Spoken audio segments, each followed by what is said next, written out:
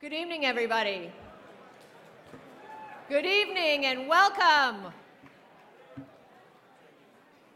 We're going to start our program tonight.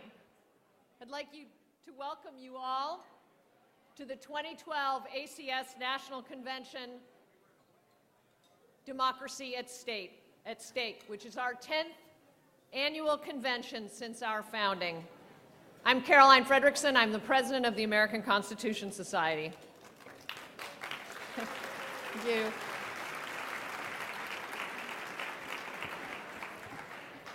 I want to thank all of you for your commitment, your dedication, and your eagerness to engage on the tough issues, and your vision in understanding the importance of ACS.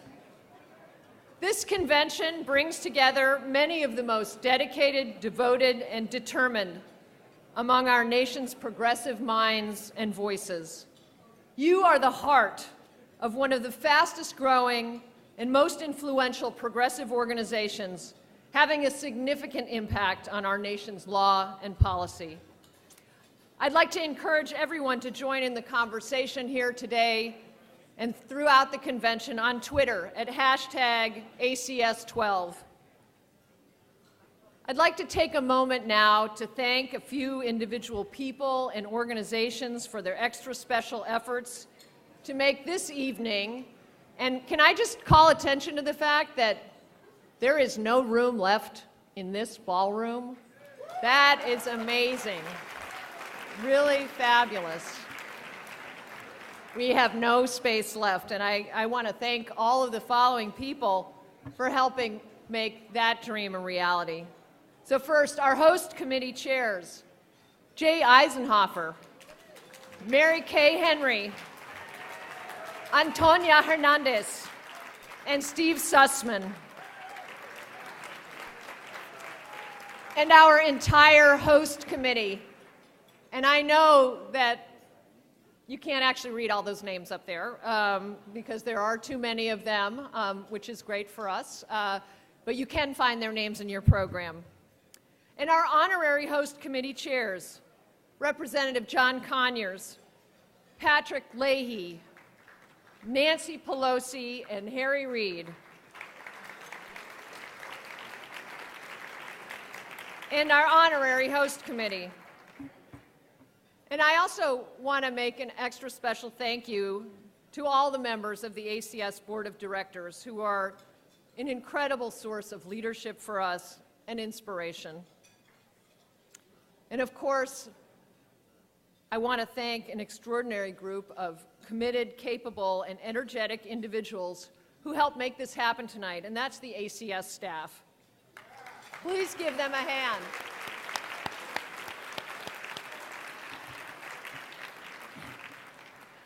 Now, this is also an ideal time to recognize a very special ACS friend. For more than 8 years, David Lyle served as Deputy Director of ACS, helping to strengthen and grow the organization. And I didn't see David yet tonight, so I don't know. I think he's here, but I would love it if David would stand up.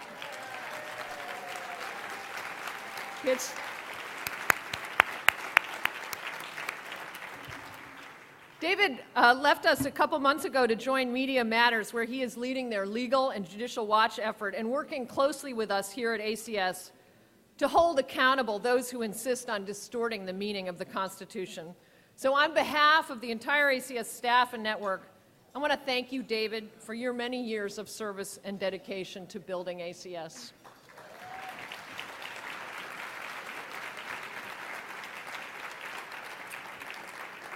And last, but certainly not least, I want to thank our sponsors who've truly made this convention happen. Our underwriters, AFSCME and Garden City Group, Grant and Eisenhofer, Microsoft and SEIU. Our partners, Lisa Blue Barron, Dubin Research and Consulting, Epic Systems, Facebook, Faith Gay, Google, Kirkland and Ellis, Leif Cabraser, Hyman and Bernstein, Sussman Godfrey, and Wilmer Hale. And our benefactors, and I'm not going to read all of them to you, but you can see their beautiful logos up there on the slide. So please join me in showing our enormous appreciation for all of these generous sponsors and supporters.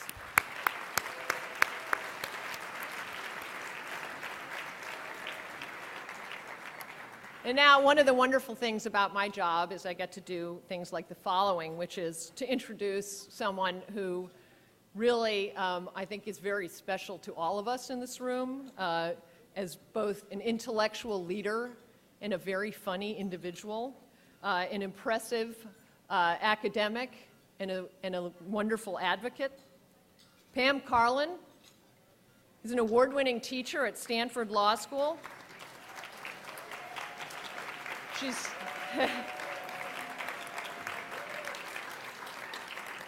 co-director of the school's Supreme Court Litigation Clinic, where students litigate real cases before the court. She's one of the nation's leading experts on voting and the political process. She's served as commissioner on the California Fair Political Practices Commission and as an assistant counsel and cooperating attorney for the NAACP Legal Defense Fund. Before joining the Stanford Law School faculty in 1998, she was a professor of law at the University of Virginia School of Law and was a law clerk to Justice Blackmun. And very important to me, Pam is one of ACS's board members and is a tremendous help and intellectual leader in our organization. So I would like to now introduce Pam.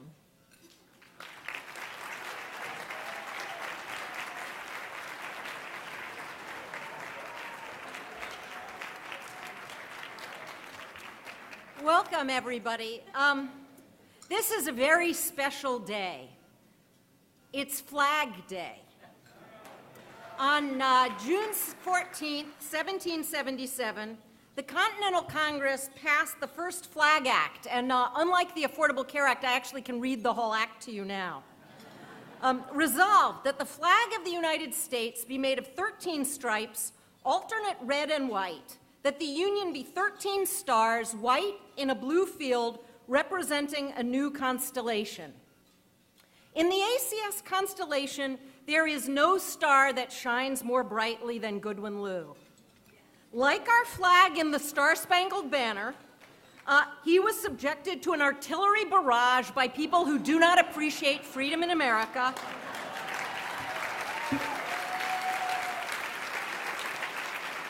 During a dark night, but like the flag, he is still there. Now, there are three kinds of introductions that I really hate. The first kind of introduction I really hate is the one that begins, Goodwin Liu needs no introduction, and then proceeds to give you the introduction he does not need for 10 or 15 minutes. I've been given 4 minutes because of the 4-minute mile. The second kind of introduction that I really hate is the introduction in which the person reads you the entire CV or reads you what's said about the person they're introducing in the program. There's no editing, no differentiation between the truly important things and the things that don't matter. And the third kind, and I feel actually a little bit guilty about this given our generous sponsorship, is the introduction made up of weird factoids you get from Googling someone, combined with a Wikipedia entries, and delivered as if the speaker first met the introduction when she arrived at the lectern. So instead of that, I want to introduce Goodwin to you in a different way, actually in a way that ties together another set of coincidental dates, which is November of 2008 was obviously a very important month for us for a variety of reasons that have to do with how our government operates. But it was actually as important a month because that was the month in which Goodwin published his article, Rethinking Constitutional Welfare Rights, in the Stanford Law Review. I want to read you a short passage of that article that illustrates both the complexity and elegance of Goodwin's thought and also this convention's theme, democracy at stake. Here's what Goodwin wrote. Judicial recognition of welfare rights must derive its legitimacy from our shared commitments. And yet today we have no concerted war on poverty to speak of. In this area, as in many others, we cannot hope to change our law without first doing the hard work of changing our politics.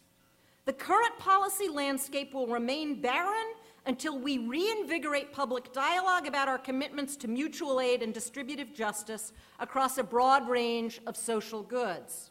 There is no substitute for the hard work of constructing, contesting, and enacting the distributive commitments in our public culture, and it is there that any effort to engage the courts must begin. Goodwin is so right about that. That's why democracy is at stake, not just judicial review or the courts, because our democracy depends on us. And now that Goodwin is on the California Supreme Court, it's our job to develop the arguments to change the public dialogue so that he and other judicial lions will have the environment in which they can do justice and not simply be a justice. Okay, one biographical point about Goodwin. In his 2009 commencement address at Berkeley, Goodwin told a story about how one of his mentors, the late Congressman Bob Matsui, used to introduce him to various important people and high government officials. And then Goodwin asks, what was the point of all those introductions? Something you may be worrying about right now. To tell me, he says, that a person like you can grow up to be a person like them. Few of us can grow up to be Goodwin Liu, but just trying to do so will make us all better people. My justice, my friend, Goodwin Liu.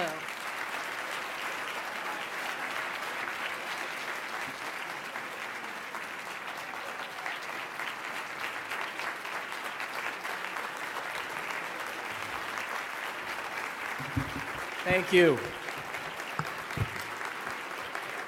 Thank you. Thank you all. Thank you.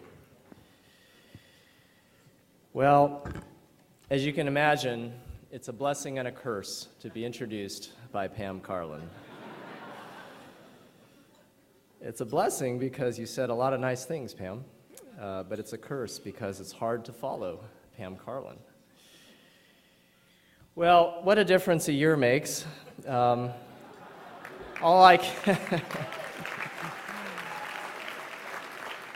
All I can say is, thank goodness for federalism. And thank you all for your support and encouragement during my somewhat unusual journey to the bench. Your care and friendship mean a lot to me and to my wife, Ann O'Leary, who is also here this evening.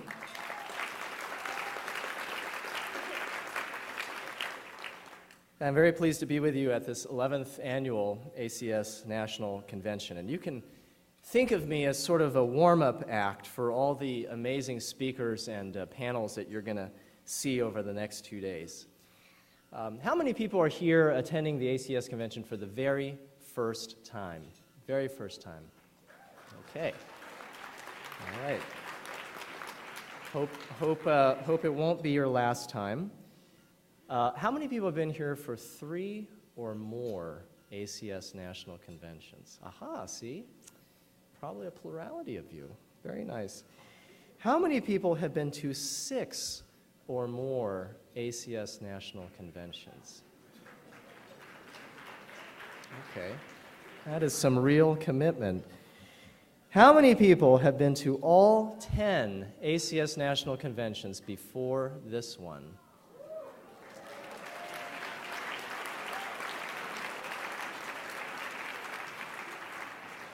That's not commitment. That's just needing to get a life. Peter. Try going to the beach next summer. I have a few remarks this evening that I hope will provide some mood music for the next 2 days. I'd like to focus your hearts and your minds on why you came to this convention. And I'd like to do that by telling you a story through an interpreter. The story is actually a lawyer story. It's the parable of the Good Samaritan. And the interpreter is the Reverend Martin Luther King. I've chosen Dr. King because almost 50 years ago, in 1963, the year that he wrote his famous letter from a Birmingham jail, the same year that he gave the I Have a Dream speech, not far from here, on the steps of the Lincoln Memorial. In 1963, King published a book of his sermons that he gave as pastor of the Dexter Avenue Baptist Church in Montgomery, Alabama. That was his first job. And then as the pastor of the Ebenezer Baptist Church in Atlanta, Georgia. And one of his sermons is called On Being a Good Neighbor. And in it, he tells the parable of the Good Samaritan, which, according to the Gospel of Luke, is told by Jesus in response to a lawyer who asks, "Teacher, what shall I do to inherit eternal life?" Now, that almost sounds like a setup for a lawyer joke of some sort. And it's tempting to say, Jesus said, "Stop billing 2,500 hours and go join ACS." Actually, Jesus says to the lawyer, "Well, what is written in the law?" And the lawyer replies, "The law says to love the Lord and to love your neighbor as yourself." To which Jesus says, "Well, there you have it. Just follow the law." But the lawyer, being a lawyer, follows up by asking, "Who is my neighbor?" And from there, Jesus tells the story of a man, most likely a Jew, traveling the road from Jerusalem to Jericho. He was assaulted by robbers who left him for dead, and after a while, a priest happened to be traveling the same road. But when he saw the injured man, he passed by on the other side. Next, a Levite came down the road, but he too passed by the injured man. Finally, a Samaritan came by, and when he saw the injured man, he bandaged the man's wounds, he put the man on his donkey, he carried him to an inn, and he paid the man's tab. And at that point, Jesus asked the lawyer, "Who was a neighbor to the injured man?" And the lawyer said, "He who showed mercy on him." Then Jesus said, "Go and do likewise." Well, the simple lesson of this story is that we should be good neighbors, and we should do good deeds, like helping an injured man on the side of the road. And it's true, we should. But King wanted us to see some broader lessons in this story, and so tonight I want to mention 3 virtues that he thought important. The first is courage, the second is duty, and the third is justice. First, courage. It's one thing to help an injured man when it's not inconvenient, but it's another thing to do so when it may involve a significant cost. In telling the parable, here is what King said. The Jericho Road was a dangerous road. When Mrs. King and I visited the Holy Land, we drove from Jerusalem to Jericho. As we traveled down that meandering mountainous road, I said to my wife, I can now understand why Jesus chose this setting for his parable. Many sudden curves provide likely places for ambushing and expose the traveler to unforeseen attacks. So it's possible the priest and the Levite were afraid that if they stopped, they too would be beaten. Perhaps the robbers were still nearby, or maybe the wounded man was a faker who wished to draw passing travelers to his side for quick and easy seizure. Now, while acknowledging this danger, here is how King pivots to make his point. He said, I imagine that the first question that the priest and the Levite asked was, if I stop to help this man, what will happen to me? But the Samaritan reversed the question and asked, if I do not stop to help this man, what will happen to him? We so often ask, what will happen to my job, my prestige, or my status if I take a stand on this issue? The good man always reverses the question. Abraham Lincoln did not ask, what will happen to me if I issue the Emancipation Proclamation and bring an end to slavery? Instead, he asked, what will happen to the Union and to millions of Negro people if I fail to do it? That's what King said. Now, I'll be the first to admit this is a very high standard. All of us possess some instinct towards self-preservation, and King understood that you have to pick your battles. But the ideal is still a good one. As you know, I had an unsuccessful journey through the Senate confirmation process. My paper trail as a law professor was, shall we say, a target-rich environment. I had written extensively on school desegregation. I had supported vouchers in charter schools. I had published, as Pam said, an article on social welfare rights. I had supported affirmative action. I had supported same-sex marriage. Those were my views as a scholar. And I can now tell you with confidence that the job of a judge is very different. But that argument wasn't very persuasive to my critics. So what's the lesson here? Is it that law students and young lawyers should be careful about what you write, careful about what you say, careful about taking a position for fear of losing a future opportunity? Well, let me tell you, I have certainly said things, written things that I later regretted. I have made mistakes I wish I could erase. We all have. But it would be wrong to conclude that the best way to go about life is to just play it safe. You know, as my friend Don Johnson, who is here tonight, said, in fact, at this very convention 2 years ago, no one goes to his grave seeking an epitaph that reads, "He kept his options open."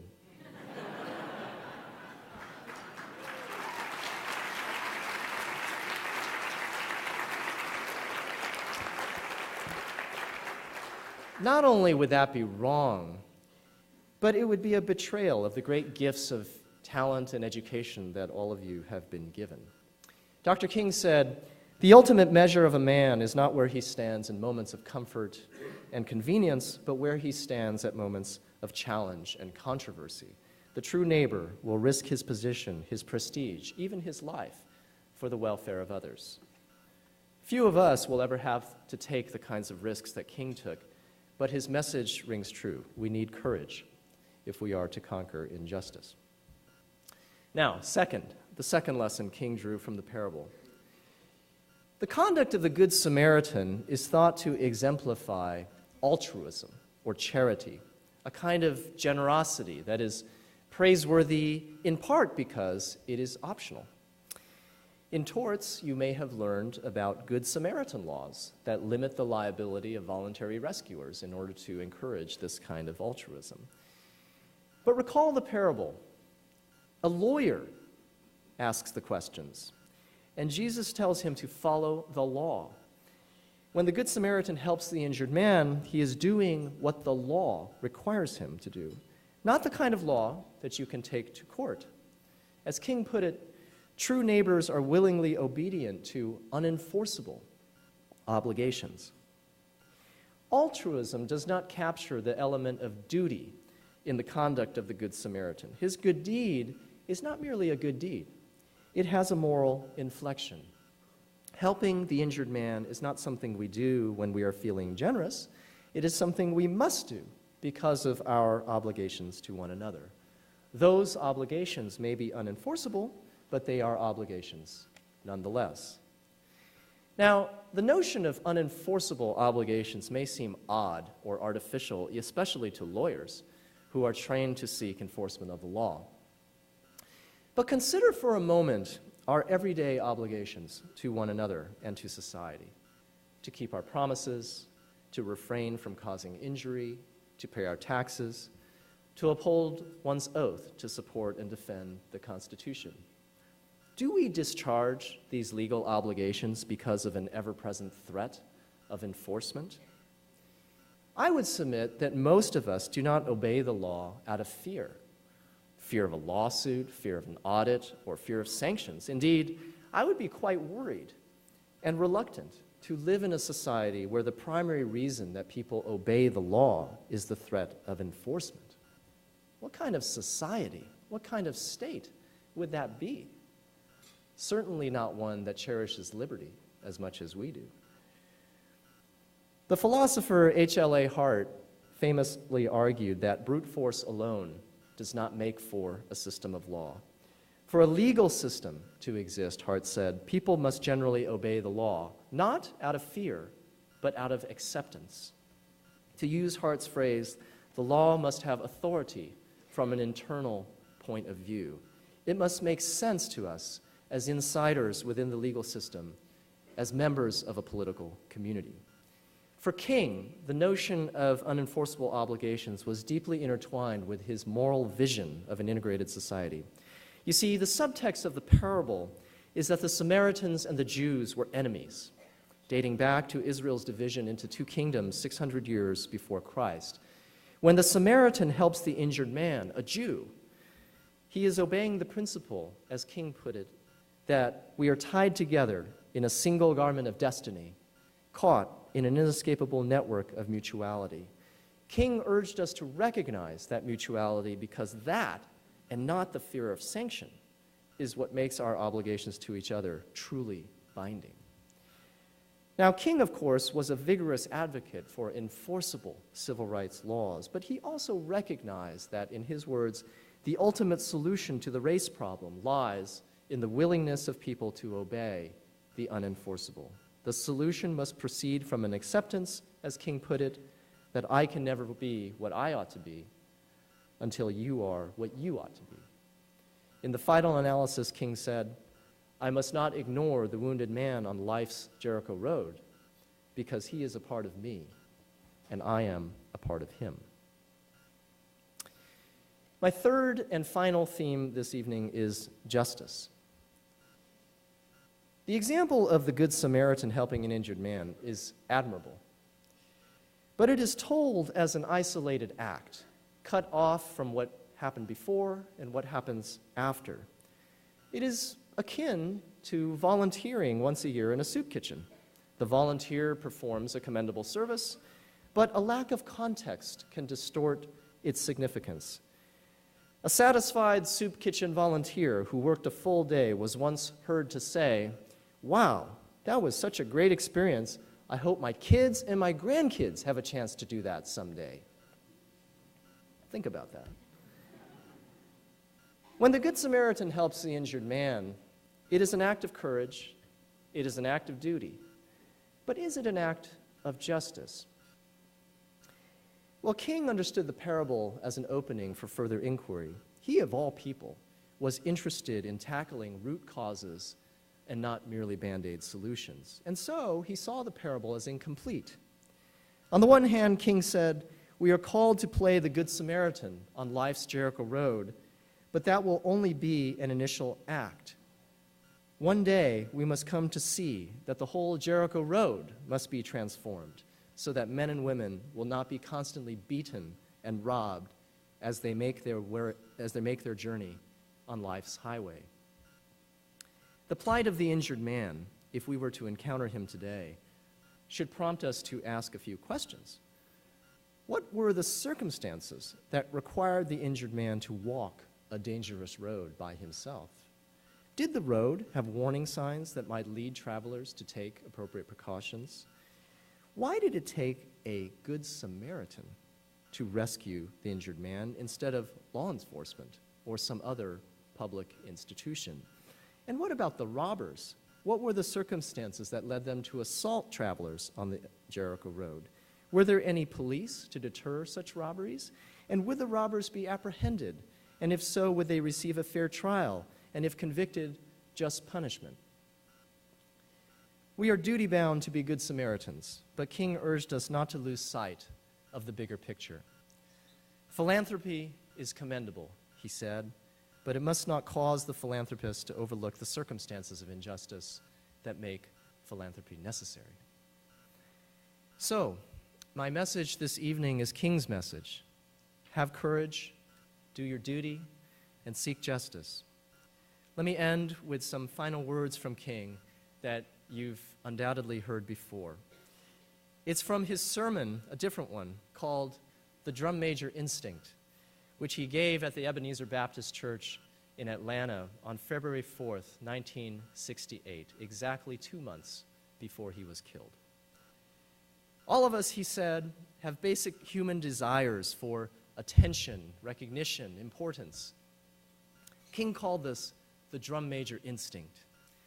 An instinct, he said, to be important, to surpass others, to achieve distinction, to lead the parade.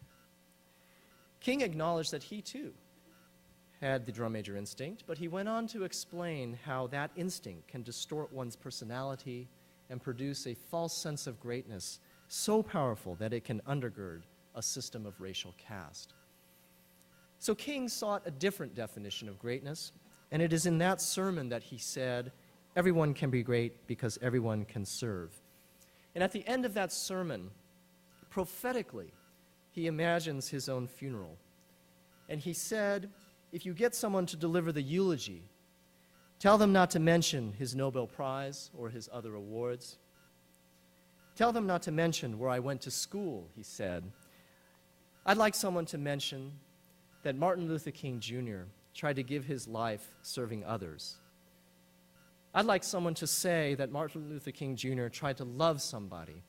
I want you to say that I tried to be right on the war question. I want you to say that I did try to feed the hungry. And I want you to say that I did try to clothe those who were naked. And I want you to say that I did try to visit those who were in prison. And I want you to say that I tried to love and serve humanity. And if you want to say that I was a drum major, say that I was a drum major for justice. Say that I was a drum major for peace. Say that I was a drum major for righteousness. As law students and lawyers, you have chosen a profession devoted to reason and intellect. You have learned to think complex things. You have learned to argue all sides of an issue. You have learned to be careful and to doubt. But as you use that complexity, agility, flexibility of mind that you've developed, don't forget who you are. Don't forget what you believe in. Don't forget why you chose to study the law. Have courage. Do your duty. Seek justice. I look forward to seeing you over the next couple days, and I hope you enjoy the convention. Thank you very much.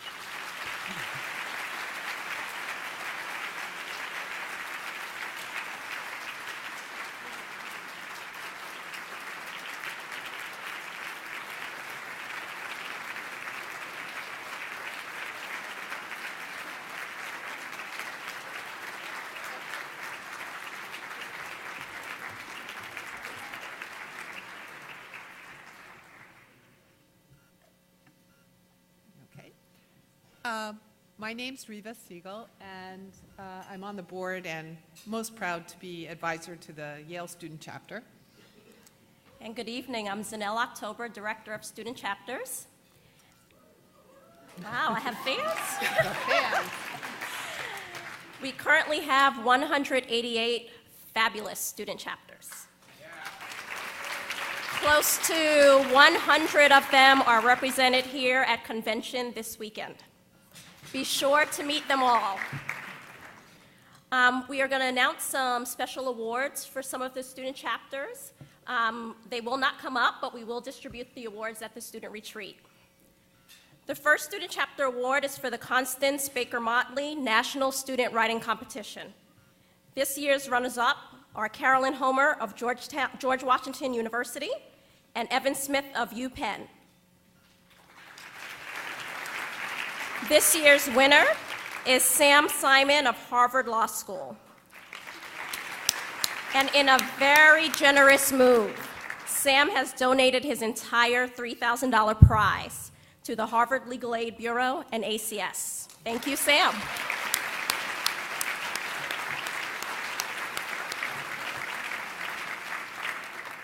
So now we're going to move to student chapter awards for programming. And the first category we have to announce is for commitment to diversity, which is for chapters that have made the most advances in increasing diversity, both amongst membership and in programming. And this year's winners are two: UC Berkeley School of Law and University of Pennsylvania School of Law. Our second programming award is for networking, which is for the chapters with the highest membership percentage, national membership percentage. This year's winners are the University of Chicago Law School and Harvard Law School.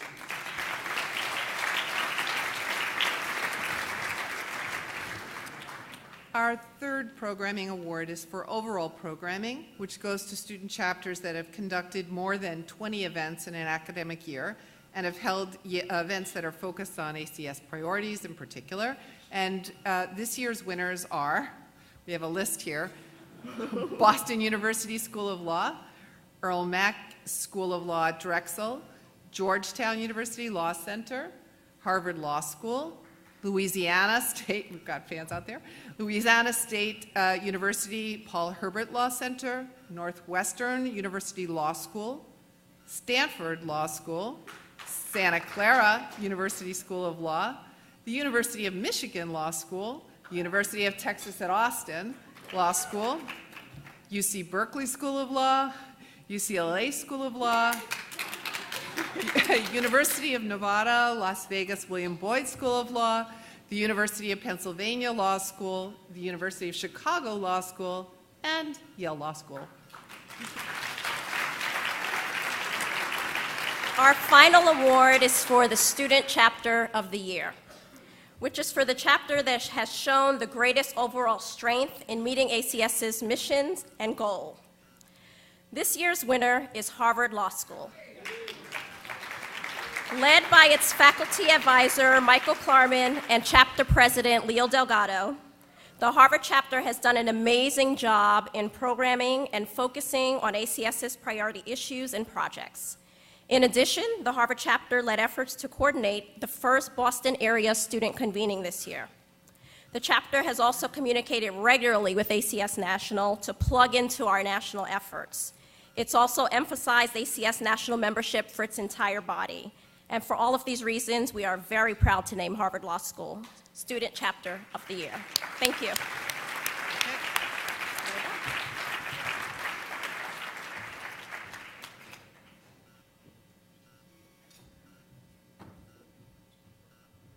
So as just my luck, I have to follow not only Pam Carlin and not only Goodwin Liu, but also our fabulous student chapters.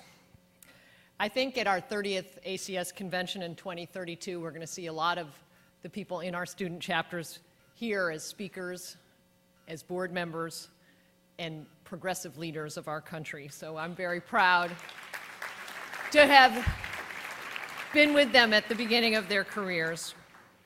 So, you know, I spent many years working on Capitol Hill. I worked for Tom Daschle and was chief of staff to Senator Maria Cantwell from Washington State. And I saw very directly the impact that the conservative legal movement had had. So I remember the moment in 2001 when my friend Lisa Brown and Peter Rubin and others helped to found ACS. And I was so excited that we finally had an organization that could counter the right and put forth the progressive view of the Constitution. But we all know there's obviously much work to be done. And our mission is to reverse the conservative tide and work towards a more just society. And the ACS network, which is the heart of this organization, started as a small group of committed supporters a decade ago, now counts tens of thousands of supporters around the country in all areas of the law, in all parts of this nation. We together have created an active and engaged network of lawyers, law professors, students, policymakers, and judges that has an ever-increasing impact nationally, regionally, and locally on our laws and policies and how well Americans understand our Constitution. We put on more than 1,300 events every year to educate, engage, and energize our members and grass-top leaders on the pressing legal issues of the day. And as you've heard, we're very proud to say that we have student chapters at nearly every law school in this country. And we have lawyer chapters in key areas throughout the United States. We have, as Zanel said, around 100 law schools represented in this room by the students who are here today. Through our chapters and our amazing Constitution in the Classroom program, we have armed Americans with the power of knowledge by teaching the Constitution. And many of you here in this room, I know, have helped with that effort. And through that program, we have distributed more than 60,000 pocket constitutions to young students across the country. We remain devoted to nurturing and developing the next generation of legal and judicial talent and cultivating a pipeline of future progressive leaders. ACS and its members are leading discussions, educating policymakers and the public about the key constitutional and legal issues of the day, such as why the Constitution provides Congress with the ability to address national crises, such as the lack of health care, and with the role of regulating our borders, and why the right to vote is so fundamental. Our work addressing issues raised in specific cases, such as the challenge to the Affordable Care Act or Arizona's anti-immigrant legislation, has been in furtherance of a constitutional vision that embraces the progress our nation has made toward full embodiment of the Constitution's core values. These cases are mere examples of the important battle of constitutional interpretation and what it means for our country. They capture our efforts to debunk and reject conservative buzzwords such as original intent and strict construction, and to counter the activist conservative legal movement that is working to erode the Constitution's enduring values. And that's why this year's convention is democracy at stake. Think about the issues before us. An interpretation of the Constitution is being advanced that would return our nation to a dark era before the New Deal. There's a growing number of spiteful and oftentimes racist anti-immigrant state laws. There are multiplying attempts to restrict the voting rights of minorities and seniors. And we all recognize the egregious impact that unregulated money has had on our electoral system. There are obviously many more challenges in front of us, but I think if you look at your convention program, you will see that we will have a fulsome and very exciting discussion of these issues and many others in the days ahead. We are in this fight for the long haul. We are not merely tilting at windmills. It is not an impossible dream to want to see an America that guarantees access to justice, strives for equality, and defends democracy and the rule of law. While detractors called him mad, Don Quixote himself declared, "To surrender dreams, this may be madness, and maddest of all, to see life as it is and not as it should be." At ACS, we will continue to fight for an America as it should be, where the Constitution serves as a force for good to improve the lives of all people. Thank you, and enjoy your dinner.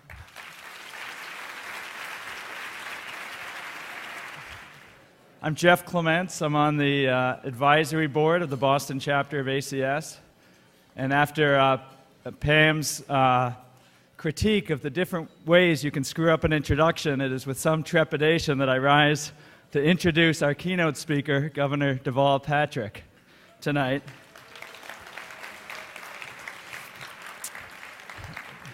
Governor Patrick is a friend of mine and of yours, a founder in many ways of ACS, which I will mention more about. But first, his role of governor of the Commonwealth of Massachusetts.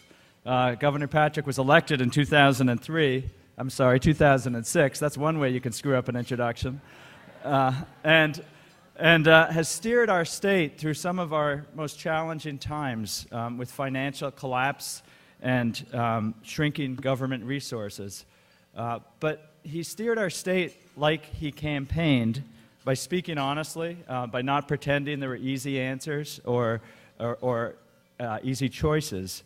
And despite those challenges, he made sure we expanded resources for education, for innovation, for infrastructure. And now Massachusetts is well below the national average in unemployment, has balanced budgets, the highest credit rating the state has ever had, and although Governor Romney will never admit it, universal health insurance that works.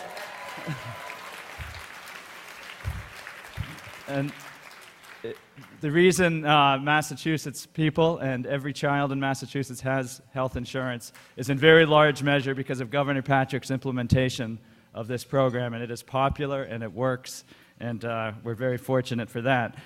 So with this record, Governor Patrick went into a re-election campaign in 2010, difficult circumstances for anyone in the economic times to run, and again, he spoke honestly and truly about the challenges we face, and he talks of generational responsibility and a challenge in these times that we turn to each other rather than turn on each other.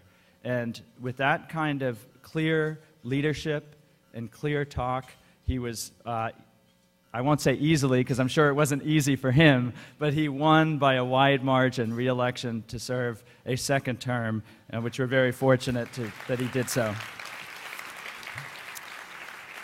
And among Governor Patrick's many accomplishments, he's also an author, and you may have read his wonderful book, A Reason to Believe, but you should, if you haven't seen it yet. He now has an e-book out called Faith in the Dream that carries forward many of these same principles, so I recommend that. But if you read Reason to Believe, you know that his success in many ways rests on the vision and experience and hard work and lessons he learned growing up on the south side of Chicago. And he took those lessons and that vision and that hard work to the NAACP, to private practice in Boston, serving the public and private clients, to the chief of the Civil Rights Division in the United States Department of Justice, and as general counsel and board member of some of the largest companies in the world. Less well known, though, among his board work, but as important, is his work on the board of the American Constitution Society in the very earliest years. And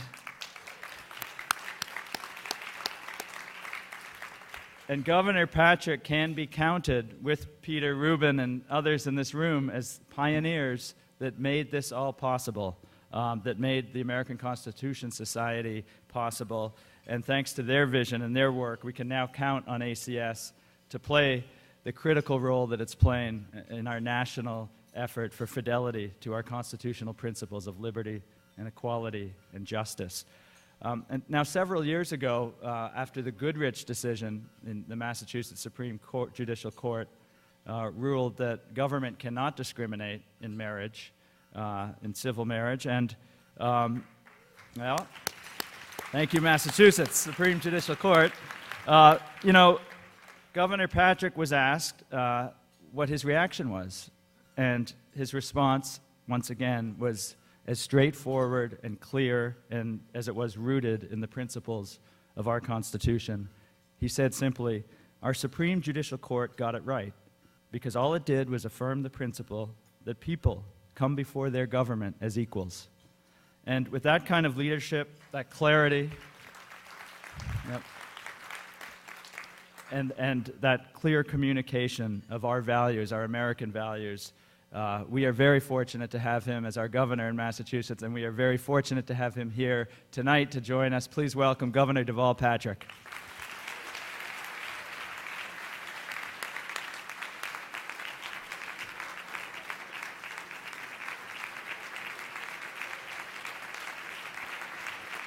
Thank you very much. Thank you all very much. Jeff, thank you for that kind introduction and for your vital leadership in responding to the Citizens United decision. We need you. We need you. I'm glad to be back with all my friends from the American Constitution Society. I want to acknowledge all of the elected officials who are here, the members of the Honorable Court. I especially want to acknowledge and thank Goodwin Liu. He talked about how hard it is to come to this podium after Pam Carlin. I, for one, feel little trepidation coming to this podium after him, and I'm just glad that dinner was in between that and this. To the American Constitution Society and all of those who supported, we need you too. We need you to be the intellectual counterweight to those who seem determined to take this country back to some romanticized version of the 17th century. I, for one, don't know why they think those were the good old days. For people like me and many of you in this room, those days were not that good.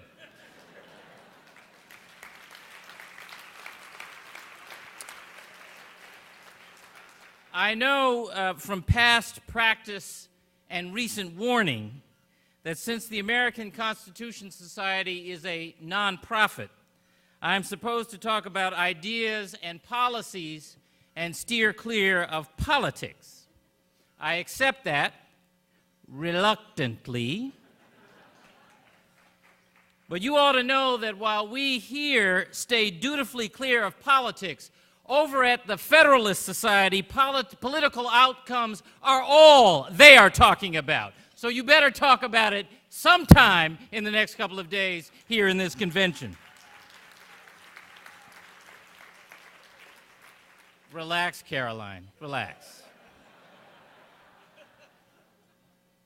Anyhow, this organization is not about campaigns. It's about ideas and ideals. And that is perhaps fitting even in this election season, because more than any one candidate, more than any one race or policy, what's at stake right now is the American dream. You know what I'm talking about.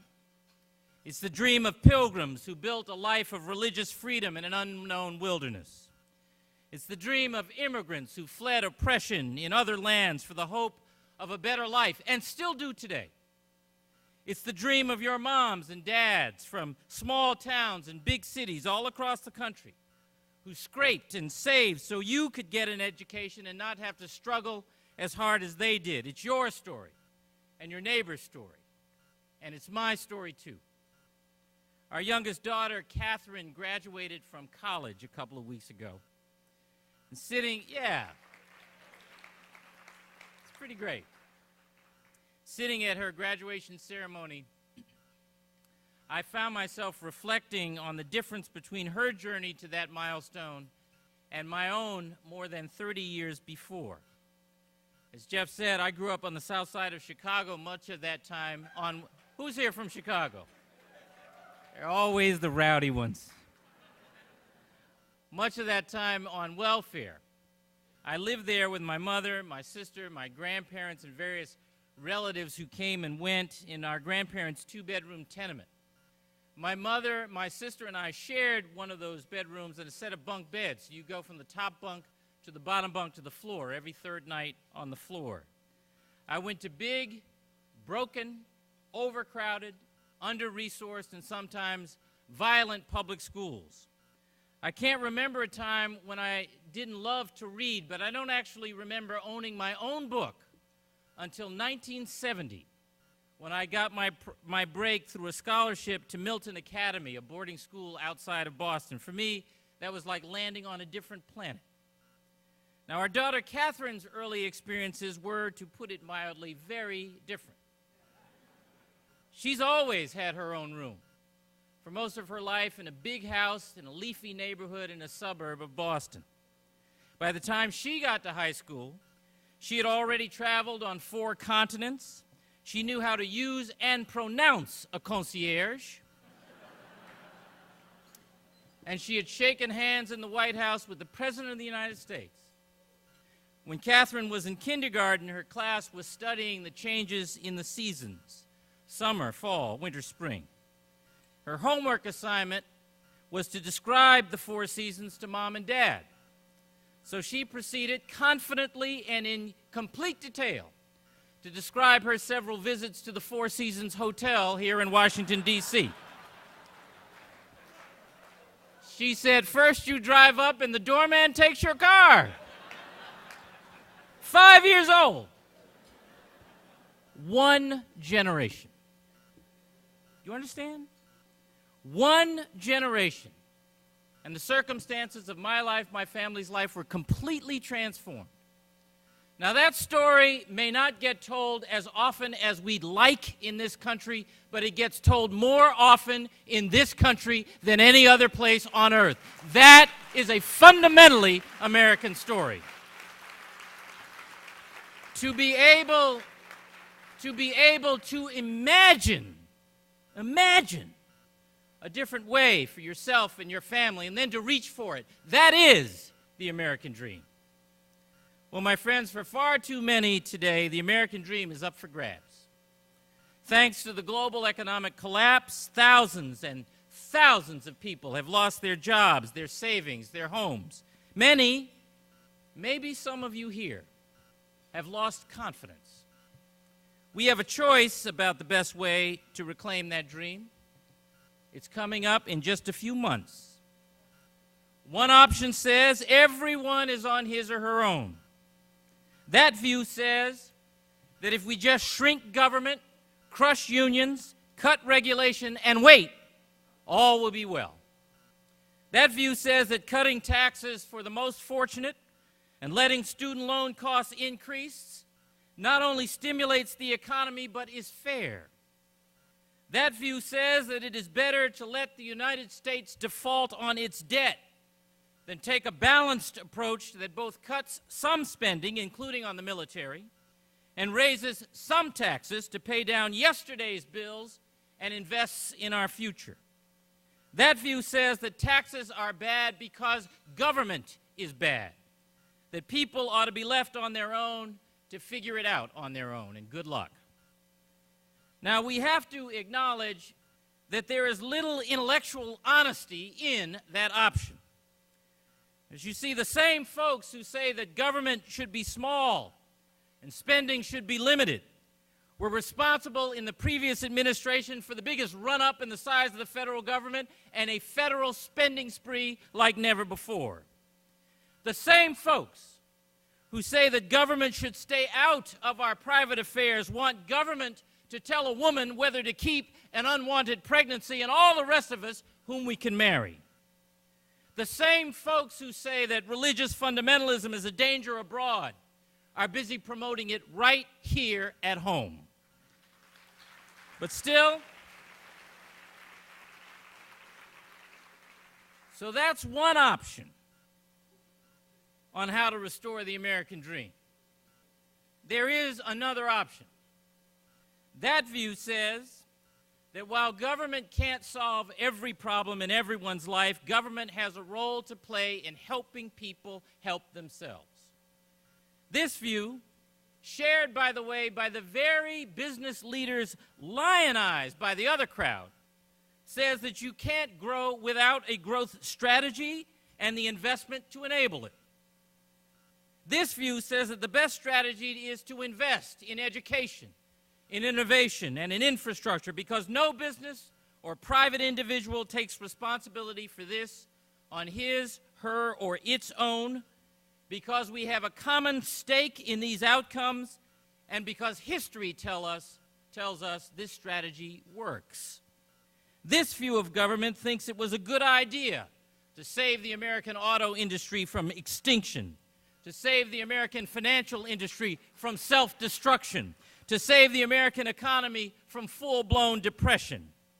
This view says we ought to care whether women receive equal pay for equal work, and that love of country, not love of another, should determine who gets to serve in the military.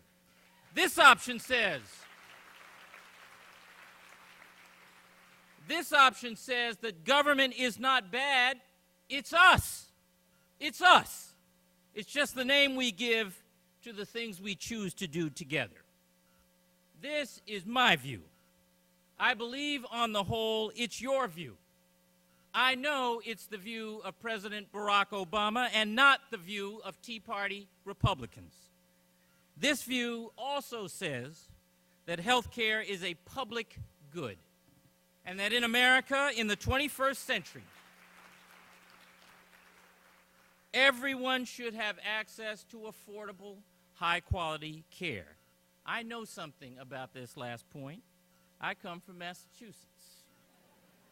In 2006, in my state, a Republican governor working with a Democratic state legislature, a Democratic United States senator, and a broad coalition of business, labor, and healthcare leaders and patient advocates came together to invent Massachusetts healthcare reform.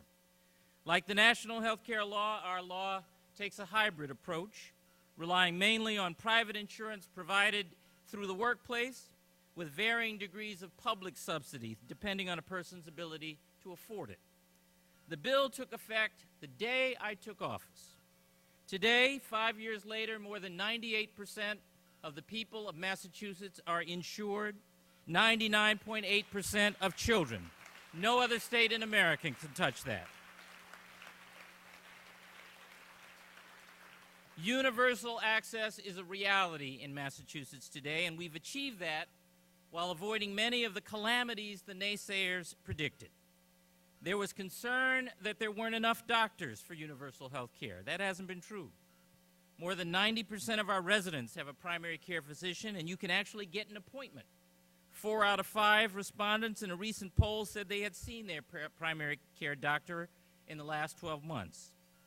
There was concern that companies would stop offering health insurance. That hasn't been true. In fact, more private companies offer their employees insurance today than did before health care reform. There was concern that we wouldn't be able to afford universal health care. But getting to 98% coverage has added about 1% to state spending. Emergency room visits for primary care are down, and spending on the uninsured and underinsured has dropped by nearly half. People no longer have to fear losing their insurance when they get sick and need it most, or that a serious illness will leave them bankrupt. We are healthier, too. Among Hispanic men, for example, a notably underinsured population in Massachusetts before health care reform, the majority of cancer cases are now detected at an early stage. And with wider access to screenings, we've seen a 36% decrease in cervical cancer in women. 150,000 people have quit smoking because cessation programs are covered. Healthcare reform has made us a better Commonwealth, and our residents know it. 63% of them approve of them. Those are the stats. But even better are the stories. I remember meeting a young woman named Jacqueline Mikolos, a cancer survivor, who got the care she needed through the Commonwealth Connector, our version of the exchange. She had no affordable way before Massachusetts health care reform, and it saved her life.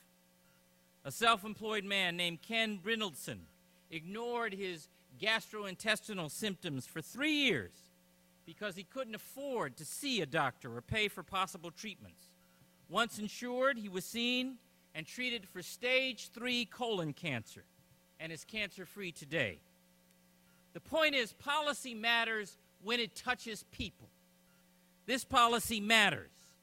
It shows that it shows what good government can do when it helps people help themselves. And it would be a dark day indeed if the Supreme Court were to declare that government has no power to do that.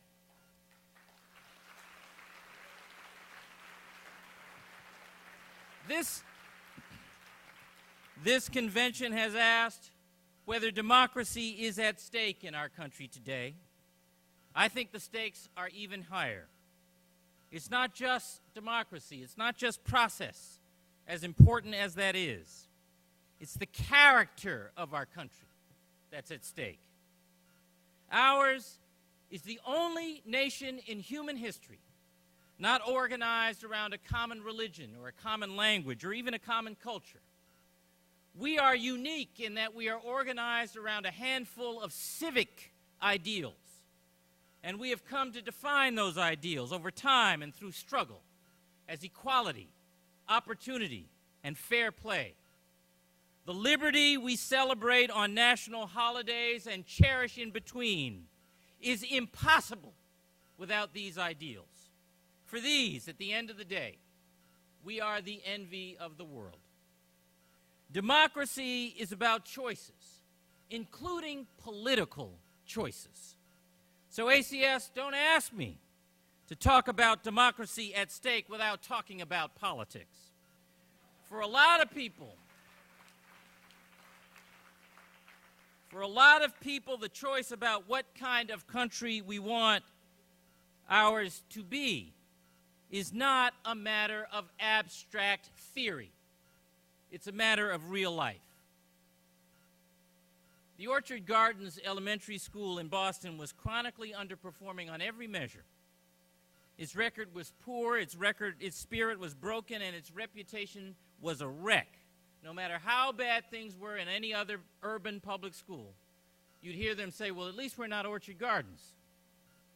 Thanks to a whole host of new rules and tools made available by our legislature, Orchard Gardens is turning itself around. They've improved attendance, engaged parents. They extended the school day by an hour and a half and filled it with experiential learning and art and exercise and music. The head of pediatric psychology from a local hospital comes to the school to consult with faculty and parents about the toughest personal issues in students' home lives. They've even introduced school uniforms. In less than 1 year, 7 months in fact, proficiency measures at Orchard Gardens had improved 70%. The school has gone from a place shunned and scorned by parents to one that boasts a long wait list for admission, from one of the worst schools in the district to one of the best in the state. At the end of my visit a year ago in February, the first grade, led by a wonderful, loving veteran teacher, gathered the students to recite for me.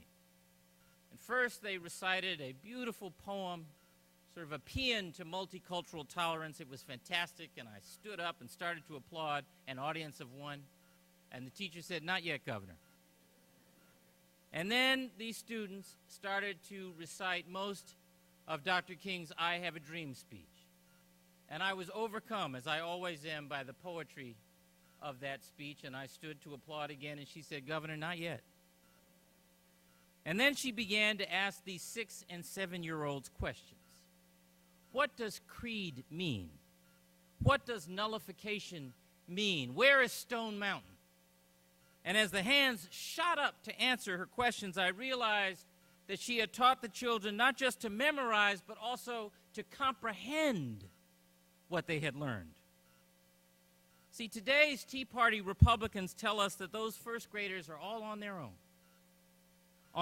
to deal with their poverty, with ill-prepared young parents, maybe who speak English as a second language, with an under-resourced and all-around depressed public school, with neighborhood crime and hopelessness, with no access to nutritious food and no place for their mom to cash a paycheck, with no way to pay for college, and with a job market that needs skills they don't have. But those Orchard Gardens kids should not be left on their own. Those are our children, yours and mine.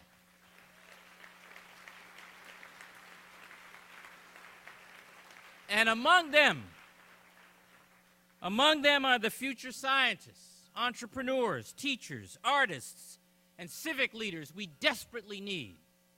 For this country to rise, they must rise. And we have a common stake in that. We have a common stake in their equality.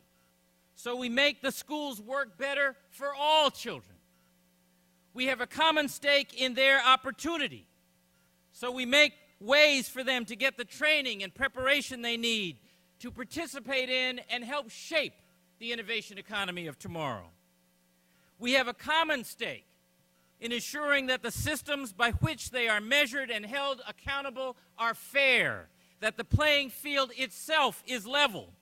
We work for good government because good government makes these things possible. We do it because faith in the American dream still defines what it means to be America. And it means something if it means something in the lives of all children. So,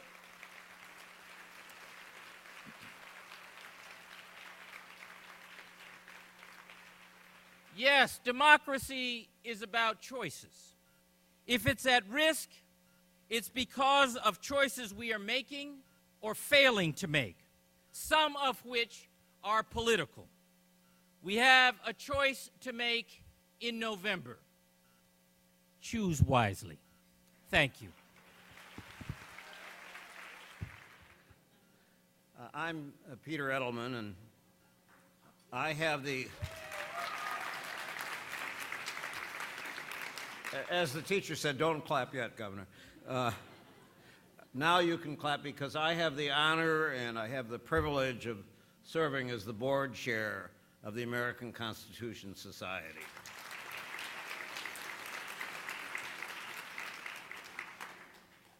One more time, let's thank Governor Deval Patrick.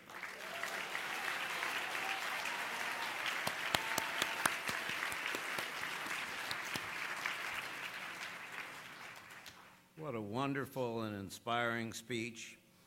I want to say one other word of appreciation and ask you to join in appreciating our wonderful and fabulous President, Caroline Fredrickson.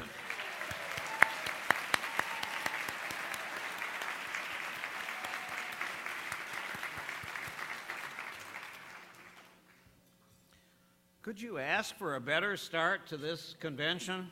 Wow. I think we can see why, exactly why, ACS is playing such an increasingly important role, such a major role in shaping our nation's public policy and how we have grown into the influential organization that we are. And that's due in large part to the support and involvement of the people in this room. So to this end, I want to once again say, it can't be repeated too many times, how much we appreciate the very generous support of the law firms, the unions, the companies, the nonprofits, the generous individuals for making tonight's dinner and the entire convention possible. Thank you.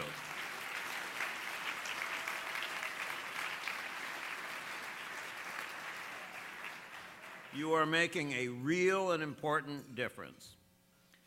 Now comes the reason why they pay me the big bucks to be up here. ACS also has a continuing need throughout the year to support all of the other great work the organization is doing. So I want to call to your attention, this is the highly controversial part of the evening, not the last speech. I want to call to your attention this small contribution envelope that we've placed at each of your seats tonight.